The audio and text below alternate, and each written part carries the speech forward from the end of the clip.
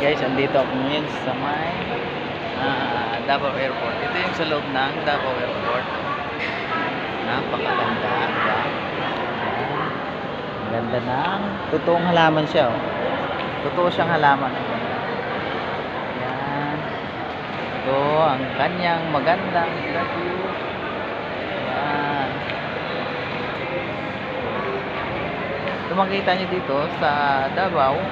Sa loob ng airport ito, mga tunay na halaman yung nasa loob. Yan.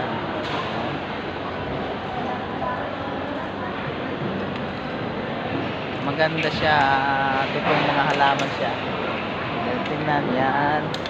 Oh, diba? May mga halaman na ganito. Dito ko lang nakita, ito namumulaklak pala siya. Bumulaklak na, iba-ibang klase. Tunay, tunay siyang halaman, Ayan, ito, tulad nito. Ayan.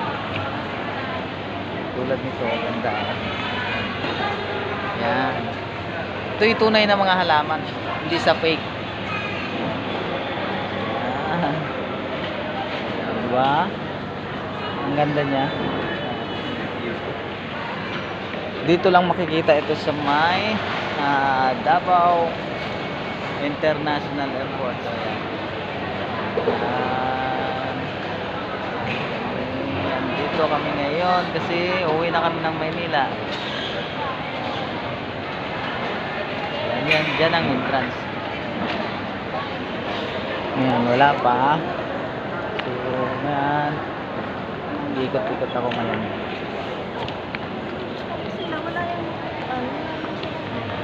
Itong gustong-gusto kong halaman. Maganda siya. Hindi sa fake, kundi totoo siyang halaman. Diba? Dito mo lang matatagpuan sa may Davao International Airport. Ngayon, mag-ikot muna ako doon sa ibabaw. Maghahanap ako ng t-shirt na remembrance. Maghanap ako ng t-shirt na remembrance. Babaw. Titingnan ko din kung may mabibili ako para remembrance pauwi sa amin. Okay guys, bye bye. Ito yung pinakita ko sa inyo na kung saan man ako nakakarating na lugar dito sa ating mula Luzon, Visayas at Mindanao. Ito na yung pinakamalayo kong biyahe, Davao. Ngayon, hanap ako ng t-shirt na remembrance sa aking photo.